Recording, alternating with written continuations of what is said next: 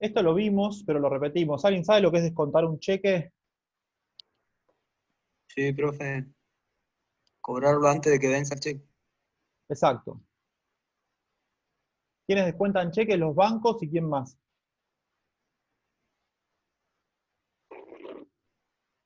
Las cuevas, ¿no? Ah, los cuervos. O las financieras, ¿no? Hay financieras que son financieras que están legalizadas y otras financieras que son cuevas porque no están legalizadas, pero más o menos hacen lo mismo. Uno va con un cheque y ¿qué es lo que hacen? Te dan parte de ese cheque en efectivo en el momento. Que te cobran un interés. En este caso, lo que vos haces es liquidás un activo, ¿no? Porque un cheque que vos cobraste por alguna venta de mercadería es un activo, lo registrás como un activo. Lo que vos haces es vas y liquidás ese activo para anticiparte ese activo en el tiempo, ¿no? Acá puse una empresa descuente un cheque en un banco o en otra entidad financiera. Descontar un cheque implica entregarlo a un tercero a cambio de fondos, pero con un descuento a favor de este último. Supongamos un cheque a 60 días por 5.000 pesos. La empresa, o sea, yo necesito la plata ahora. El banco me acepta el cheque, pero con un descuento del 5%, ¿no? Me descuenta 250 pesos. Conclusión, la empresa recibe hoy 4.750 pesos en vez de recibir 5.000 dentro de 60 días, ¿no? Yo les hago una pregunta. La persona que me paga el cheque, ¿no? La financiera, la cueva o el banco, ¿qué elemento va a tomar en cuenta al momento de calcularme el descuento del cheque? Si el cheque tiene fondo, profe. No, ¿Y quién lo emite ese el es cheque? otro, bueno, ese es otro problema. Ese es un problema de tipo legal. Los días por el cual está realizado el cheque. Exacto. ¿Y qué otra cosa le importa a la persona que me va a dar el dinero? ¿El monto del cheque? El monto del cheque es importante, pero hay algo ahí que es cuánto me va a descontar, ¿no? Sí, el porcentaje. El porcentaje. El interés. Aquel que me pague ese cheque va a querer que ese porcentaje sea superior por lo menos a qué. Y a otra. A lo que me dan, no sé, en un plazo fijo o un Claro, bono. exactamente. En otro tipo de inversión. A otro tipo de inversión. Pero también va a ser importante la inflación, ¿no? Sí, claro, sí. Porque yo voy a tener que tener en cuenta de que yo voy a cobrar a 60 días eso, ¿no? Entonces digo, va a haber algo que va a hacer la inflación y también puedo tener en cuenta la devaluación incluso. Porque ese cheque que yo estoy pagando hoy con un descuento particular, si yo lo paso a dólares, también representa una cantidad de dólares que dentro de 60 días probablemente sea otra, o no. Entonces, por lo general, cuando uno descuenta un cheque, tiende a ser agresiva la tasa de interés. Sí, eso es importante que lo sepan. Que el mecanismo financiero de descuento de cheques, por lo general, es un mecanismo agresivo. Digo, es alta la tasa de descuento de cheques. ¿Qué quiere decir eso? Que el que te da en efectivo se queda con un resguardo, con una diferencia importante que le permita cubrirse, porque el que se queda con el cheque pasa a ser el poseedor de ese activo a cobrar a 60 días. Entonces se empieza a asumir un riesgo de que en esos 60 días haya movimientos en la economía que hagan que siga perdiendo, digo, parte de los fondos, porque ese cheque a 60 días va a tener que, cuando lo cobre, descontarle el 5% que ya retuvo y después cobrar el otro porcentaje. Entonces, digo, el mecanismo de descuento de cheques, y más si uno lo hace en el mercado informal, o sea, no en el banco, es un mecanismo que suele ser agresivo. ¿Sí? Lo mismo que los préstamos que están por fuera del sistema financiero suelen ser préstamos muy agresivos. Los préstamos llame ya y con el solo DNI lleve 50.000 pesos, digo que eso es un mecanismo muy habitual en la Argentina, de mecanismos informales financieros suelen tener tasas de interés muy agresivas, muy altas.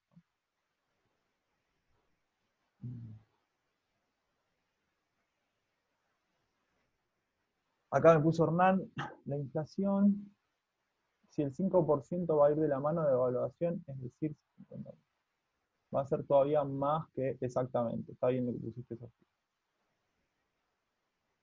Digamos con esto.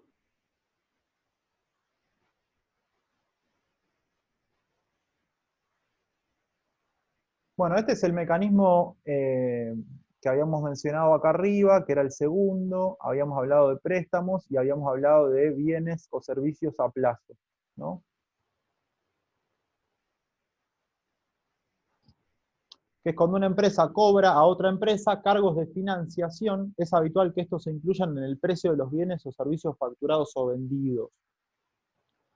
La técnica contable exige que los comprobantes financieros implícitos reciban un tratamiento aparte, es decir, que los intereses por la financiación y el precio del bien o servicio aparezcan discriminados en los asientos contables. ¿Ustedes se acuerdan que hace 2 años más o menos, o 3 años, hubo una discusión en Argentina cuando se terminó el Ahora 12? ¿Se acuerdan? El Ahora 12 todavía existe, pero había habido un primer plan de implementación del Ahora 12 y durante el gobierno anterior se canceló en un momento. Había una discusión en el Ahora 12 que era lo que planteaba, que vos te estaban vendiendo un producto sin interés, pero ese interés te lo estaban poniendo ¿en dónde? En el precio del producto. En el precio del producto. ¿Sí? ¿Qué es eso? Es, yo soy una empresa, hay un plan del gobierno que me obliga o me rige a ofrecer mi mercadería con un financiamiento sin interés, entonces lo que yo hago es, implícitamente, le pongo un sobreprecio a esa mercadería para garantizarme ese retorno sin interés que voy a tener. En los mecanismos de intercambio entre las empresas, entre proveedores y compradores, muchas veces está implícito ese interés. Implícito quiere decir no lo veo. Me están vendiendo algo y te dicen, mira, te lo doy a, no sé, me lo pagás a 30 días. Perfecto. ¿Me cobrás interés? No, no te cobro interés. Pero te lo está vendiendo a un precio que tiene implícito adentro ese interés porque voy a tardar 30 días en cancelarlo. ¿Sí? ¿Se entiende esa idea? Chicos. Sí, pero Sí. se entiende. Más o menos. Sí, se entiende. Profe. Bueno, en la técnica contable nosotros lo tenemos que registrar. O sea, te exige que hagas un registro de ese cargo, ¿no? Cargo de financiación.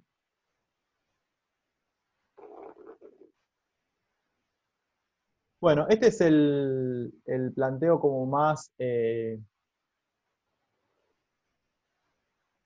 más común y es el como que está más en debate ahora, que es con la renegociación de la deuda. ¿Sí?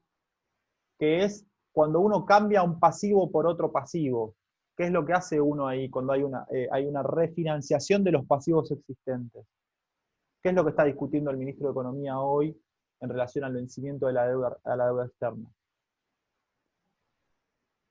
¿Las tasas puede ser, profe? Claro, pero lo que yo pregunto es, ¿lo que se está discutiendo hoy es pagar la deuda externa o qué es lo que se está discutiendo? Sí, el plazo, digamos, la fecha para pagar, extenderlo un poco más. ¿Y qué más? Cuando se habla de la propuesta de los bonistas no le gustó. Es la quita de los El intereses. porcentaje que se paga. ¿Cómo, Hernán? El porcentaje que se va a pagar. El porcentaje que se va a pagar de... El total de la deuda. Los ¿Cuándo? intereses. ¿Es refinanciar el monto, será, de la deuda, profe? Vamos de una cosa por vez. Primero, ¿Se está discutiendo pagar la deuda ahora? No, No. no se va a pagar la deuda ahora. No, no. Se está discutiendo pagar una parte de los intereses ahora, tampoco. Lo que Sí, se está tampoco. discutiendo es, mira, esta deuda está armada de esta forma, con este capital, estos intereses y estos vencimientos. Los vencimientos fueron la semana pasada, ¿no? El viernes de la semana pasada. Lo que se está proponiendo es, mira, esta deuda, así como estaba armada, no la podemos pagar. No podemos pagar el capital, no podemos pagar los intereses y demás. Queremos armar una nueva deuda, o sea, un nuevo paquete que tenga otros plazos y otros intereses. ¿Sí? Claro, sería renegociar. Exactamente. Pero vos renegociás las dos variables que te importan. El interés Claro, sí, sí, obvio. y el plazo. ¿Sí? Entonces, Sí, eso es lo que se está discutiendo, es, vamos a cambiar esta deuda entera así como está planteada, la vamos a desarmar y vamos a armar una deuda claro. nueva Por otra. por otra. Que Claro. probablemente tenga una característica. ¿Cuál es la característica que tenga la nueva deuda que vamos a hacer?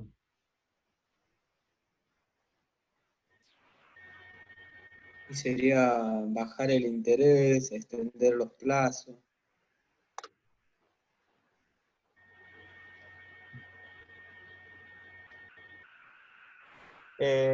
Bajar el interés, a ver cómo, explícame eso, por ejemplo. ¿Cómo sería?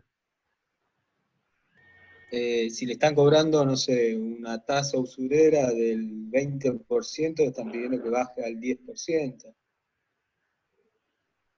Y el plazo, si era de pagar en 24, se lo estiren a 36.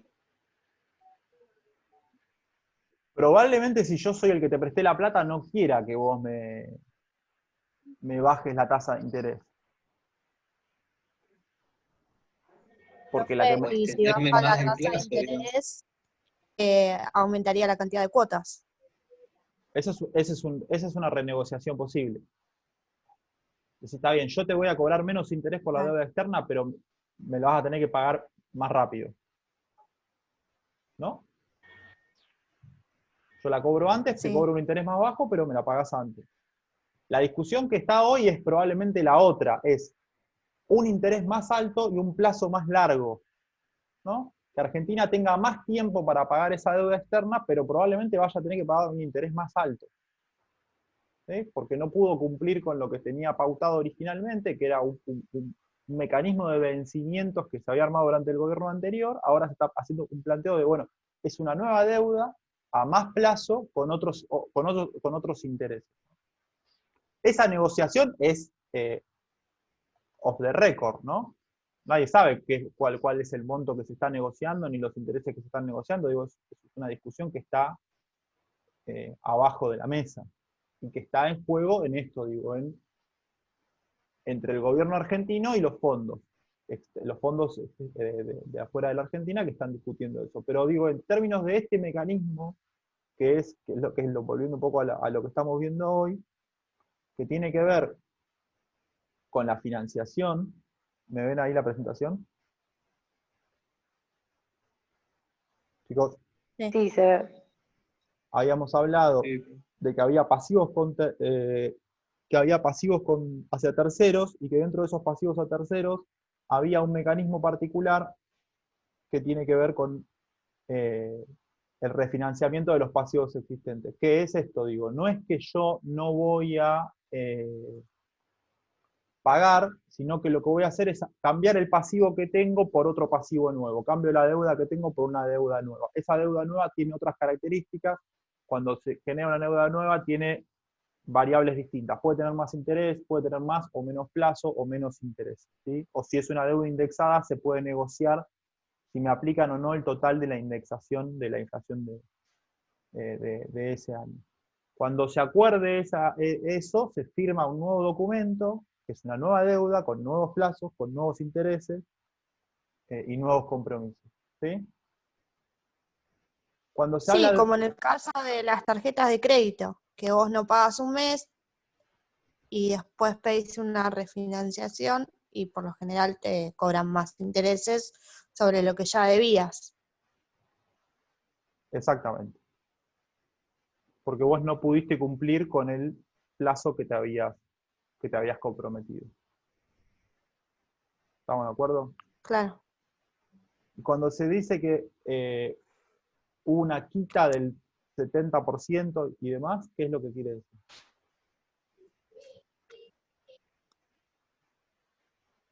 ¿Vieron que se habla de eso? Cuando se dice, bueno, lo que se está negociando es una quita de tanto porcentaje de la deuda. Bueno, lo que se está discutiendo es esto. Digo, bueno, vamos a armar una deuda nueva, capaz que esa deuda nueva tiene una quita de intereses determinada, o tiene una condonación de los intereses que pasaron.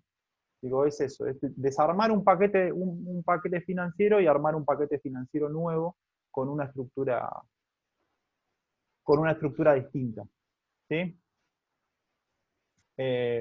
Eso es lo que por lo general se hace a nivel nacional, pero también lo hacen las empresas cuando lo que hacen es reemplazan un mecanismo financiero por otro. ¿Sí? Desarman un cheque y sacan una deuda en un banco, por ejemplo. Lautaro, puede ser que... Claro, ahí que está, Lucas, sea- está bien lo que dice Lucas, dice, cuando se toma deuda para pagar la misma deuda, cuando se toma deuda para pagar la misma deuda, es distinto a lo que yo expliqué de lo que están haciendo ahora. Ahora lo que están haciendo es reconvirtiendo una deuda en otra, pero una posibilidad es esto que vos decís, de tomar una deuda nueva en otro lado para pagar la otra deuda. Eso es cambiar un pasivo por otro también de la misma forma. Puede ser que se haga también como se hizo en el gobierno anterior de Kirchner, adelanto para quitar intereses cuando se canceló la deuda con el FMI. Exactamente. Ahí es al revés. Ahí es el escenario inverso. ¿Querés explicarlo, Hernán? ¿Comentarlo con tus compañeros un poco qué es lo que... Bueno, se adelantaron los pagos. Se tenía, qué sé yo, una deuda de tantos, no me acuerdo cuántos años eran, a una tasa de interés. Entonces lo que se hizo, bueno, yo te la cancelo, pero vos me sacás la tasa de interés. La pago al contado, yo te la voy a cancelar, pero vos me tenés que descontar los intereses. Exactamente. Yo te pago antes, básicamente. Entonces yo te estoy pagando antes, a ver, arreglemos algún descuento por este anticipo que yo te estoy haciendo. Ahora la discusión está del otro lado. Yo te voy a pagar después de lo que te había dicho. Entonces probablemente los intereses sean esto que, como les comentaba, digo, un poco más alto. Después lo que pasa con ese tipo de mecanismos, ustedes también se acordarán algunos de que cuando fue la negociación con los fondos que reclamaban deuda en Argentina, era tiempo después, alguno puede decir, che, esa negociación en donde nosotros adelantamos dinero, no necesariamente terminó siendo beneficiosa en el largo plazo. Digo, vos te sacás una deuda de encima, adelantando dinero, pero cuando pasan varios años, tal vez vos lo que deberías haber hecho era esa plata que adelantaste, invertirla en otro lado, que te dé una tasa determinada y cumplir con el plazo de pagos tal y cual estaba estipulado, ¿no? Eso es como una discusión financiera constante, digo. ¿Qué es eso? Digo, uno puede tomar determinadas decisiones financieras en un momento viendo algunas variables que tiene a disposición, pero pasado el tiempo y viendo cómo evolucionaron los precios, cómo evolucionó el dólar, cómo evolucionaron las tasas, darse cuenta de que en realidad te hubiera convenido no pagar esa deuda y poner esa plata en otro lado y, por ejemplo, sacar una diferencia tal que te permitirá cubrir la deuda y quedarte con una diferencia, ¿no? No son discusiones que todo el tiempo están en las cuestiones financieras. Pero no necesariamente digo que para mí no fue así, o sea, para mí se canceló y fue positivo para la Argentina que se cancelara esa deuda, no se fue. Claro, lo que se quería también era sacarse de encima al FMI para que no siga imponiendo programas de ellos. Exactamente. Ellos proponían, por ejemplo, el ajuste en salud, el ajuste en educación. Entonces era como que decían, bueno, vos me debés, no está llegando la cuota, bueno, te tenés que ajustar. Entonces pedían ajuste, y a ellos no les interesa a la gente, el pueblo argentino.